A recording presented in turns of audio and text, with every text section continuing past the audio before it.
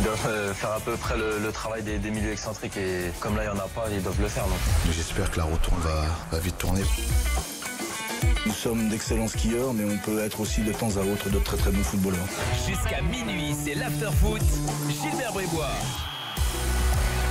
Bonsoir à tous, l'after est là jusqu'à minuit comme tous les soirs en direct. Bien sûr, l'after est sur RMC, l'after est sur BFM Sport, l'after est sur rmcsport.fr. Nous sommes partout, l'after, l'émission qui dit tout haut ce que le monde du football pense tout bas. Et ce soir, on va parler Coupe de France, mais pas que. On va également revenir sur le match d'hier soir entre Marseille et Paris, parce que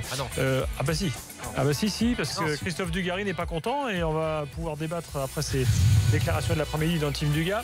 Et puis on va aussi parler de Neymar. Et oui, on va parler de Neymar parce qu'on a des infos à vous donner. Jonathan Macardy est là. Jonathan qui s'est pris 2 fois 3-0 face à Paris en l'espace de 4 jours là. Ça va, Jonathan ? Salut, ça va. Le gars dégoûté. Ça va pas ou quoi ? Et Jérôme Bretagne, C'est salut pour ça que Jérôme. tu t'es fait beau comme ça pour masquer le. D'une part, je suis toujours beau, mais d'autre part, ça m'empêche pas d'être dégoûté. Y a pas de... Mais pourquoi t'es dégoûté ? De toute façon, ça reste. Parce que moi, j'étais un peu naïf. J'ai cru aux déclarations, un match d'homme, je donne mon corps à la science et je suis un peu déçu. Mais tu peux. Parce que je suis un peu. Non, mais au bout d'un moment, tu sors de ta peau de supporter. Tu regardes, t'analyses un match, pas en étant supporter. C'est toi qui me dis ça ?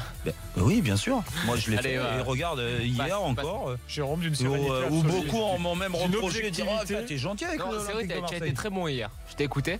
J'ai coupé le son de la télé, je t'ai mis et t'as été très bon. Mais comme souvent, Jonathan. Alors, si vous nous rejoignez dans l'after, je rappelle que Caen a battu Lyon 1-0 ce soir en quart de finale de la Coupe de France. Les demi-finales opposeront donc à la mi-avril Caen au Paris Saint-Germain et les Herbiers à Chambly, puisque le tirage s'est fait avant le match. Voilà, donc certaines mauvaises langues sur Twitter disent le premier qui marquait ce soir, ça allait être le but de la défaite face au PSG. Mais en fait, non, il y en a qui ont fait des mugs. Non mais pourquoi pas ? Quand PSG, pourquoi pas l'exploit ? Il faut. Non, mais heureusement encore qu'ils peuvent y croire, les Canets. Alors, bien sûr, pour nous joindre, c'est très simple. Vous le savez, 32-16, vous nous appelez. Vous allez sur Direct Studio aussi. Pour Direct Studio, il faut télécharger l'appli gratuite RMC Sport. Vous avez tous les résultats, toutes les infos. Vous appuyez sur Direct Studio, vous envoyez vos messages. Les meilleurs, on les lit à l'antenne. Et puis, le hashtag RMC Live sur Twitter, si vous avez Twitter. Et puis Facebook, la page Facebook de l'After. Messieurs, dames, plus d'1 million de suiveurs de la page Facebook de l'After, 1 300 000 et quelques. Avec, évidemment, tous les débats de l'After, toutes les réactions. Donc, n'hésitez pas, là aussi, à faire un tour sur notre page Facebook. En Coupe de France, l'essentiel, c'est pas les 3 points. Mais on fait les 3 Mais on fait quand même les 3 points. L'important c'est l'essentiel. Le plus important, c'est les 3 points. Souvent l'essentiel c'est le plus important. Jonathan, tes 3 points de débat ce soir. Premier point, c'est que Lyon est toujours aussi brouillon. Ça fait 2 points en 15 matchs et là, ce match de coupe qui est perdu, mais c'est quand même assez alarmant quand on regarde en termes de jeu, en termes de tactique, en termes de ce qui se passe sur le terrain. Lyon, on ne reconnaît pas Lyon du début de saison et là, très franchement, c'est vraiment, vraiment inquiétant. Le deuxième point, c'est que c'est un vrai match de coupe. J'ai trouvé le niveau technique assez faible. Les deux équipes des deux côtés, il n'y avait pas grand-chose à proposer, mais il y avait quand même de l'engagement et je trouve ça logique que qu'on gagne ce match-là dans un match vraiment de coupe où c'est celui qui a le plus envie qui gagne. Le troisième point, c'est Neymar stop, j'ai entendu des commentaires. Alors vous savez que je suis pas non plus le premier sympathisant du Paris Saint-Germain, mais les commentaires que j'entends comme quoi Neymar privilégie le mondial, Neymar se fout de la gueule du PSG, c'est pas vrai, faut arrêter ces conneries. Il y a beaucoup de gens qui savent que au moment où Neymar devait signer au Paris Saint-Germain, j'étais un des premiers à le savoir. Là, j'ai parlé à la même personne qui m'avait donné cette info. Neymar, il a tout fait pour jouer le match contre le Real. Il voulait pas du tout se faire opérer à la base, avant le second examen. Il était prêt à jouer contre le Real Madrid. Il voulait tout faire pour jouer contre le Real Madrid. Et ça, faut arrêter de dire que Neymar se fout de la gueule du PSG. Neymar est vraiment blessé. On en reparlera tout à l'heure. Et ça, franchement, il est blessé. Il va pas jouer sur une jambe non plus, quoi. Jérôme, tes 3 points. Bon, le premier point, c'est sur la purge qu'on a vue. Il ne faut pas avoir peur. Ça s'est animé pendant un quart d'heure en fin de match, mais franchement, c'était un petit match de Coupe de France. Je m'attendais à mieux des deux côtés, mais surtout de l'Olympique Lyonnais. C'est pour ça que ça revient à mon deuxième point. OL, ambition, point d'interrogation, parce que où sont les ambitions lyonnaises ? Alors moi, je veux bien qu'on me dise ils veulent aller loin en Europa League, ils veulent aller parce que la finale est au Parc OL, mais attention, l'Europa League, il y a des équipes sérieuses sérieuses, des grosses équipes, à commencer déjà par le prochain tour, le 8e de finale, qui sera pas simple pour les Lyonnais. Et si jamais, je le souhaite pas pour le football français, pour les Lyonnais, mais si jamais ça se passe mal et tu peux perdre contre Moscou, mais tu vas faire quoi derrière? T'as le championnat où tu vas te battre pour la 3e place, mais t'as quand même beaucoup de points de retard, avec un Marseille qui a l'avantage de te recevoir, et que là t'avais peut-être l'opportunité de t'offrir une finale, parce qu'il faut pas se leurrer, si c'est Lyon et Paris en finale de Coupe de France contre une équipe de nationale, en toute logique, voilà, et t'as l'avantage en plus avant le match de recevoir le Paris Saint-Germain, tu le sais. L'ambition, je sais pas où elle est. Et le 3e point, j'ai mis pour dire bravo aux Canets, parce que même si je dis que c'était un petit match, les Canets, ils y ont cru jusqu'au bout. Ils ont mis ce qu'il fallait, et sur un coup de pied arrêté, certes, ça s'est joué, mais bravo à eux, et ils s'offrent une super demi-finale. Ça va être le feu à Dornano. Bon, on va débattre de tout ça. 32-16, on vous attend. Moi, je vous donne rapidement mes 3 points. J'ai mis Lyon au fond, parce qu'il faut quand même qu'on revienne sur l'année 2018, là, parce qu'à part Villarreal, finalement, ça devient de plus en plus inquiétant. Caen mérite, parce que, alors, moi, si je dis que Caen mérite, c'est pas que sur le match de ce soir, c'est que finalement, c'est un club qui est stable, qui est bien structuré, même si parfois il y a quelques remous en ce moment en interne. Là, ça semble un petit peu bouger. Il y a des gens qui veulent prendre la place de Fortin. Mais mine de rien, il y a un attelage qui fonctionne. Voilà. Au niveau recrutement, je trouve pas mal. Ils se plantent rarement. Donc, voilà, moi, je suis content pour eux. Je suis content pour eux qu'ils se retrouvent là. Ils travaillent bien, mais je pense leur histoire, donc, mine de rien, tant mieux pour eux. Le Monchi du Calvados. Non, mais ce parcours en Coupe de France peut être. De Gravelaine. Ce parcours en Coupe de France, et j'espère qu'ils iront encore, pourquoi pas, créer la surprise, et pourquoi pas la gagner, parce que s'ils s'offrent une finale contre une nationale, ils ont une grande chance de la gagner. Ça peut être la fin de cette ère là, Garande, parce que ça fait un bout de temps avec son staff qui sont là, et peut-être repartir sur d'autres bases l'année prochaine avec une nouvelle équipe pour apporter un nouveau souffle à cette équipe. Et puis j'ai mis 3e point Neymar, on va en parler tout à l'heure avec les infos du jour, notamment les infos du médecin de la sélection brésilienne qui donc a expliqué ce matin que ce serait 3 mois d'absence, et que donc en gros selon lui on ne le reverrait pas cette année avec le PSG. On en parlera tout à l'heure. Mehdi, on va parler de Lyon pour démarrer. Mehdi est là, supporter lyonnais. Salut Mehdi. Salut Gilbert, salut Jérôme, salut Jonathan. Salut Mehdi. Bon, est-ce que tu es inquiet là? Moi je le disais il y a quelques instants, de plus en plus pour l'OL, parce qu'en 2018, mis à part la double confrontation face à Villarreal, ça commence à craindre quand même. Ça craint du boudin. Gilbert, je suis venu commenter le match dimanche en studio avec Arnaud Souk et Jean-Michel. Ouais. Donc à chaque fois que je viens, tu n'es pas là, ça c'est autre chose. On me dit que Gilbert il devait préparer son émission pour les JO. Mais Gilbert Bribois, il est pas là, contrairement au dicton. Gilbert Bribois, il est pas là. Il peut pas être là tout le temps. Hein. Voilà, c'est ça. Mais je suis venu et j'ai commenté et j'ai trouvé qu'ils n'avaient pas fait un mauvais match contre Saint-Etienne. C'était un petit rythme. Ils doivent jamais le perdre dans le match. Ouais, mais jamais de la nuit. Ils ont un tir cadré, Saint-Etienne. Ils ont un but en jeu. C'est l'occasion de Debuchy. Là, ce soir, c'est pareil. Quand sur la deuxième mi-temps, Lyon, ils tiennent le ballon. C'est pas génialissime non plus. On va pas dire c'est fou.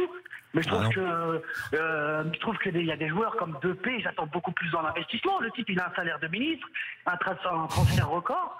Il doit faire beaucoup plus. Pareil, il y a des joueurs, ils sont trop suffisants dans l'implication. Et là, je pense que là, c'est les têtes qui sont touchées. Parce que entre Lille, entre Saint-Etienne, entre ce soir, mais jamais de la vie, tu dois les gagner, les 3 matchs. Tu dois les gagner. Non, c'est sûr. Lille, t'as 2 buts d'avance, Lille, ils montrent rien en première mi-temps, tu fais rien. Contre Saint-Etienne, pareil. Saint-Etienne, ils sont au fond du trou, on les voit pas. Ils font un débordement, un centre et but, quoi. Je veux dire, à un moment donné, il faut juste.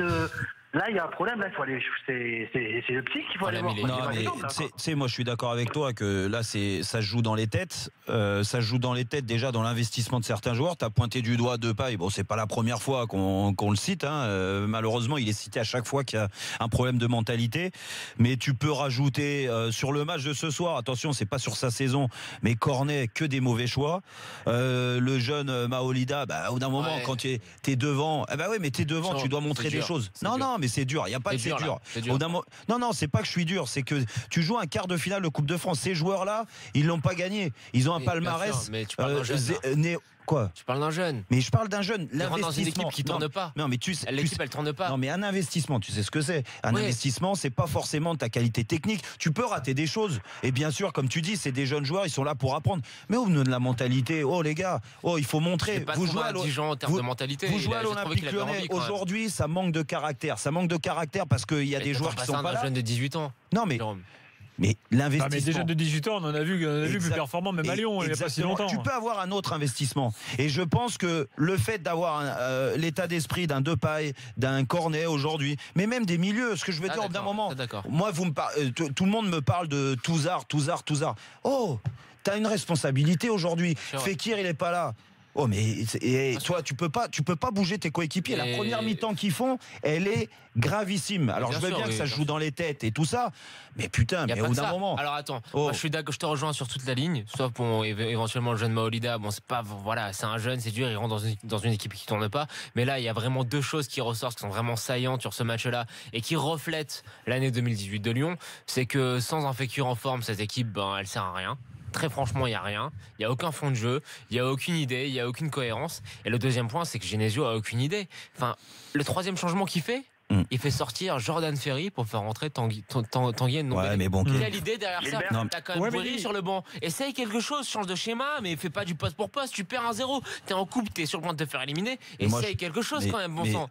Attends, Mehdi veut dire quelque chose. Vas-y, Mehdi. Ouais, je suis tout à fait d'accord avec ce qu'a dit Jonathan. C'est Fekir, il a plus de gaz dans le moteur, il est cuit, quoi, il n'en peut plus. Et ce soir, il y a beaucoup d'absents. Raphaël n'est pas là, Mariano n'est pas là, Fekir n'est pas là. Ça dédouane pas les joueurs. Cornet, il a une action à la fin face à face avec Samba, où il fait le bon geste quand il se retourne, il peut voir qu'il élimine deux joueurs. Et puis il tire quasiment dessus, quoi. Il peut pas mettre la balle sur le côté dessus. Je sais pas, moi. Il y a des choses que j'ai du mal à comprendre. Après, qu'est-ce que je voulais rajouter d'autre? C'est que là, ça devient alarmant, quoi. J'ai pas vu dans les tribunes à Lyon, ça gueule pas. Il y avait un beau tifo, il y avait ce qu'il faut, mais là, il faut réagir. Le problème, c'est qu'aujourd'hui, il y a aussi autre chose qu'il faut soulever, c'est l'effectif.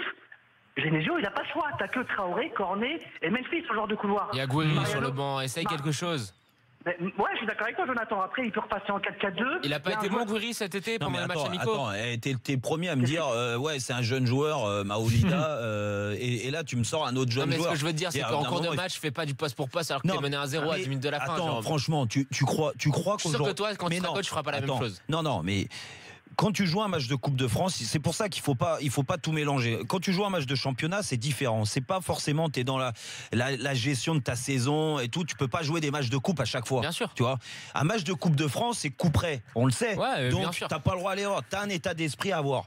Ils l'ont pas eu d'entrée de match. Ils ont corrigé un petit peu à la mi-temps parce que je pense que Genesio, mine de rien, à la mi-temps, il a dû les bouger, en bouger certains. Ils ont fait un peu plus d'efforts, mais après, c'est trop tard. Ce que je veux dire, quand tu as raté pratiquement 1 heure de jeu, c'est trop tard. Et quand on ouvre le score, là, d'un seul coup, ils recommencent à être dangereux parce que là, ils sont au pied du mur et ils se disent tiens, on doit en faire plus. Et c'est là, le regret, il est là, et que c'est pas un problème tactique. Moi, je suis le premier à mettre sur Genesio quand il faut mettre sur Genesio, mais aujourd'hui, déjà, je pense qu'offensivement, il n'a pas beaucoup de choix, qu'il s'est enfermé, certes, dans un schéma tactique comme ça, qui a fonctionné au bout d'un moment, mais tu peux pas faire machine arrière aujourd'hui, t'es comme ça, tu joues comme ça, mais l'investissement des joueurs, que tu joues en 4-4-2, à 3 derrière, comme ça. En 3, c'est surtout il y a des déceptions individuelles, quel que soit le système. Oui, bien sûr. Oui, mais alors là, je commencer par Memphis Depay, quoi. Gilbert, je le mets tout en haut de la liste. Mais dans la mesure où les joueurs sont pas en confiance. Non, mais ça sert à rien de parler des absents. Quand t'es pas en confiance, que t'as les joueurs qui sont sur une vague négative comme ça, essaye d'organiser ton équipe un petit peu différemment. T'as du matériel, t'as Awar, tu le mets sur un côté. Mais oui, mais c'est les deux. Top, s'il vous plaît, Mehdi. Oui, Gilbert, non, c'est juste pour dire aussi, je voulais ajouter, il y a le petit Diop qu'on a acheté 10 millions d'euros, on l'a vu une fois cette saison en Coupe de la Ligue. Une fois en Coupe de la Ligue, le gamin, on l'a pas vu, on l'a acheté 10 millions d'euros. C'est-à-dire que tu prends un joueur pour même pas le voir, c'est-à-dire que je l'ai même pas réessayé sur des matchs où c'était un peu plus simple, où tu l'as mis en confiance avec des joueurs. Il y a des choses que j'ai du mal à comprendre. Ok, mais en vrai, vraiment, il est pas prêt. Je t'assure. C'est quelqu'un du vestiaire qui me l'a dit, il est pas prêt. C'est juste, il est très bon, il a un potentiel énorme, mais il est pas prêt. Il est pas prêt. Merci Mehdi, à la prochaine. À la prochaine, Gilbert. Salut Mehdi. Salut. Tiens, quelques tweets, les gars. Collins qui nous dit pour Maolida, le problème c'est qu'il lui manque un U. Parce que ça ferait Maoulida en l'occurrence. Voilà. Attends, ouais, mais avec le U, c'est le toif de. Oui, de il y a eu Marseille, plusieurs Maoulida. Il y en a eu plusieurs. Ouais, exactement. Que voulez-vous, c'est comme ça. Alors, tiens, on me dit, Maxime, dans ce Rotennico en demi-finale, tu vas être pour qui? Caen ou Paris? Maxime. Ah oui, c'est vrai. C'est... Qui, moi? Ouais.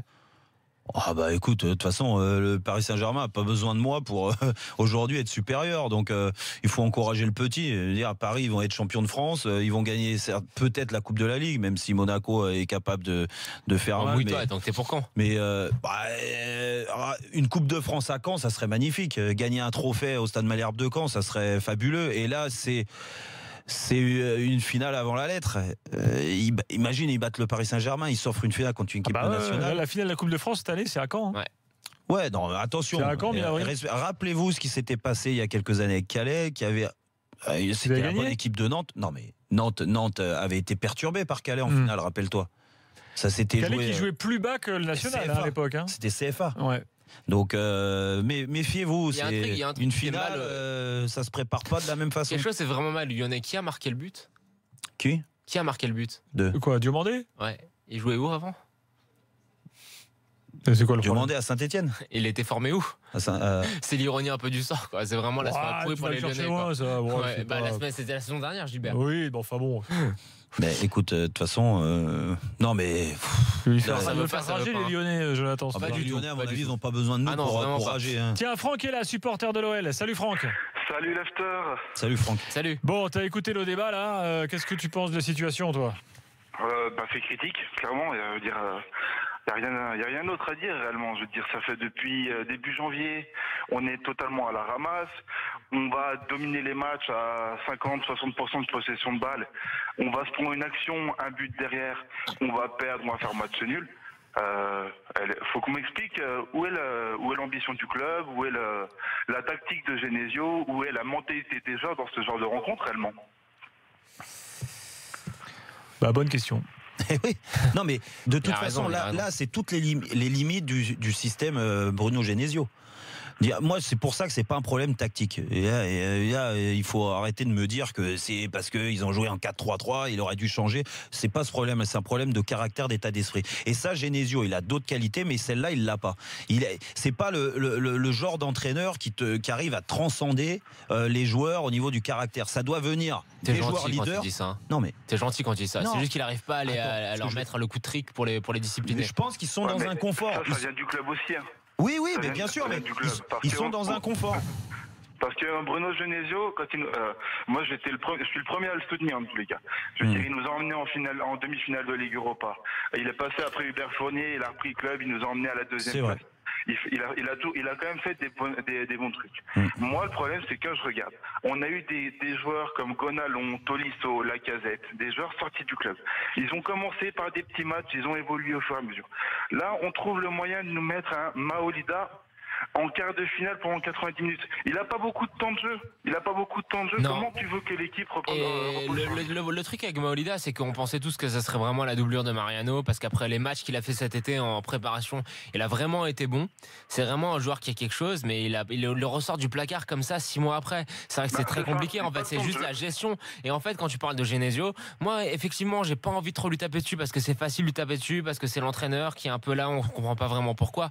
Mais en fait, s'il fait 6 mois, une première partie de saison de bonne qualité, c'est parce que Fekir est en forme et parce qu'il a Mariano qui marque ses buts. Là, il arrive, Fekir est pas là et Mariano est pas là. Et effectivement, tu as deux des piliers qui font que Genesio, ça marchait, le Lyon de Genesio marchait en première partie de saison, qui sont pas là. C'est dur de lui en vouloir, parce qu'on sait qu'il est un peu limité dans le fond. Mais moi, je lui en veux pas. Mais comme je dis, c'est toute une stratégie de club. Parce que quand on a entendu Jean-Michel Aulas en tout début de saison qui disait on va avoir une équipe compétitive, encore plus compétitive que la saison dernière, dans ces cas-là, pourquoi on n'a pas envisagé une véritable doublure de Mariano qui soit prêt mentalement à jouer dans un championnat qui commence à évoluer de jour en jour avec Monaco. Mais attends, on va pas non plus jeter à la poubelle toutes les recrues là, parce que ils ont quand même réussi leur mercato, les Lyonnais. Quand tu regardes les réussites, Marcelo, Mariano, même si bon, il est un brin perso, c'est quand même une réussite. Tété, Marsal, Mendy, c'est une réussite. Traoré, ça reste une réussite.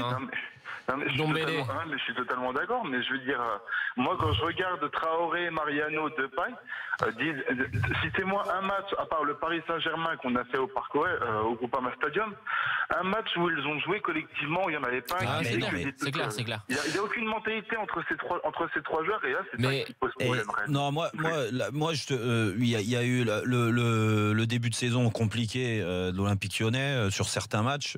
Après, il y a quand même un gros travail de fait, et c'est pour ça que là, il fallait mettre Genesio en avant, parce que quand tu as beaucoup de bouleversements dans ton groupe comme ça, c'est pas facile au bout de quelques semaines de tirer le maximum de ce groupe. Et il a réussi à le faire après une trêve internationale. C'était fin septembre, début octobre. Là, il y a une super série. Il y a une super série où il se dégageait du caractère dans l'équipe, une tactique donc qui marchait bien avec les joueurs. Ça jouait bien, voilà, des joueurs clés qui étaient en forme, donc comme Mariano ou Fekir, comme tu as cité Jonathan. Et Fekir, c'est sûr que c'était le dépositaire du jeu, donc tout passait par lui, mais c'est normal quand ce joueur-là est en forme. Mais tous les joueurs, là, il emmène tout le monde. Le problème, c'est que là, ils sont dans le dur, donc il y a des blessures, des suspensions. Genesio, il doit faire des choix.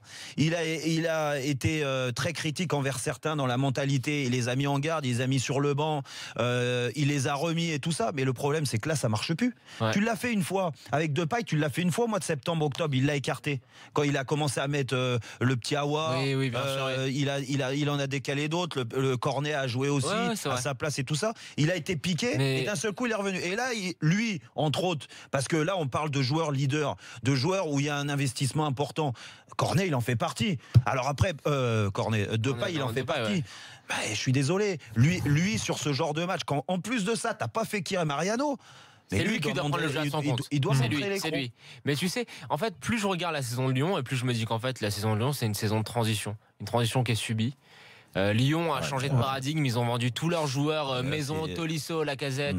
Ils ont misé sur des joueurs qui sont vraiment jeunes et qui n'ont pas forcément de référence européenne, parce que quand tu prends Tété par exemple, quand je prends Mariano, c'est des paris, tu vois, c'est des joueurs qui jouent dans des clubs mineurs en Europe. Non, mais c'est vrai. Et j'ai vraiment l'impression qu'en fait cette saison c'est une saison de transition et qu'il faut pas vraiment en attendre beaucoup, il faut attendre l'année prochaine que ces joueurs s'acclimatent vraiment aux exigences de notre championnat. Je suis moitié d'accord avec toi. Quand je vois ce genre de match là, c'est ce que ça m'encourage. Jérôme, ensuite on parlera de Au début de saison, très certainement, je pars du principe qu'il se laissait un laps de temps pour tirer le maximum de cet effectif. Mais quand d'un seul coup cette équipe elle dégage de la force, ce qui était le cas, pourquoi elle marche l'équipe Non mais parce que Fekir il est en feu. Non mais Jonathan, ce que je veux dire, tu peux pas Fekir en feu, d'accord, mais les bons résultats de Lyon, tu peux pas les effacer du mois d'octobre à début janvier là. Pas du tout. Tu peux pas les effacer et te dire que c'est grâce à un joueur. Non, c'est un collectif. Moi je trouvais Lyon bien meilleur, et là je me suis dit, et c'est pour ça que je me suis un petit peu calmé sur les critiques envers Genesio, je me suis dit putain, il a trouvé la formule.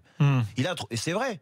Et ça, on peut pas l'effacer. Après, c'est une question de caractère. Moi, je pense que ils sont un petit peu trop dans le confort. Mais ça vient pas que du staff, parce que Genesio il a ses limites. Ça vient de partout. Évidemment, Jean-Michel Aulas, il les protège. Oh, lui, il doit mettre le doigt là où ça fait mal. Première déclaration de Genesio, il dit le contenu était bon, mais on a fait des fautes grossières. Il était bon, le contenu, il était horrible, Gilbert. C'est pas Macao, c'est le contenu sur les 20 dernières minutes. Mais c'est quand même grave d'avoir ce discours-là. Je dis pas que il doit vraiment dire ce qu'il ressent, si c'est ça qu'il ressent. Mais là, il fait complètement fausse route, et tu comprends la mentalité des joueurs. Jérôme. Parce qu'imagine s'il arrive à dire aux joueurs là, après le match, les gars, ça s'est joué sur un coup de pied arrêté, mais dans le contenu, c'était pas mal. Mais les joueurs, le match d'après, ils n'ont pas envie de se mettre les coronets sur le terrain. C'est pas possible. Ça va rester comme ça. Alors, à la fin de la saison, j'aimerais qu'on regarde Jonathan, ensuite, le nombre de points pris par Lyon sur l'état de forme de Fekir, et tu verras que c'est vraiment corollaire. Mais la bonne période, c'est vraiment. Les grands joueurs deviennent indispensables. C'est toujours comme ça. Les gars, Benjamin est là. Parlons du stade Malherbe de Caen qui est en demi-finale de la Coupe de France. Benjamin, bonsoir. Ouais, bonsoir l'after, bonsoir à tous. Salut Benjamin. Salut. Écoutez, super. On s'est eu tout à l'heure. Ah oui, t'étais avec nous dans l'avant-match. On était dans la voiture, on était en train d'y aller, et je croyais qu'il y avait Jérôme alors qu'il n'était pas là. Bah là, il est là. Maintenant, il est là. Et vraiment, les gars, je suis hyper content.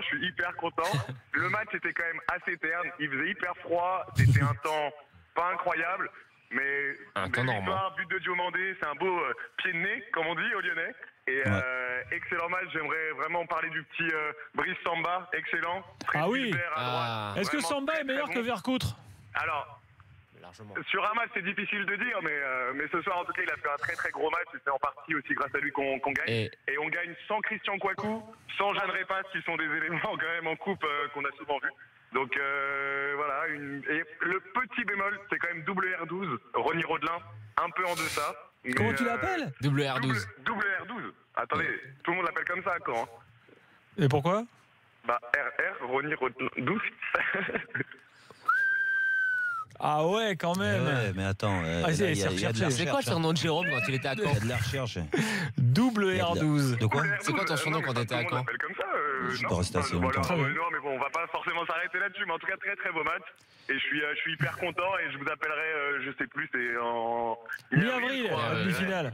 Tout à fait. Mi-avril, là, ça va être la fête à Dornano, hein, ça c'est sûr. Ouais, ça c'est clair. Mais en tout cas, très très beau match. Et voilà, c'est vrai qu'au niveau du jeu, on peut pas dire non plus que c'était incroyable. Mais voilà, un but sur coup de pied arrêté. Et puis après, derrière, ça a bien tenu. Les dernières 15 minutes, c'était Samba était très bon. Et Samba, qui sort.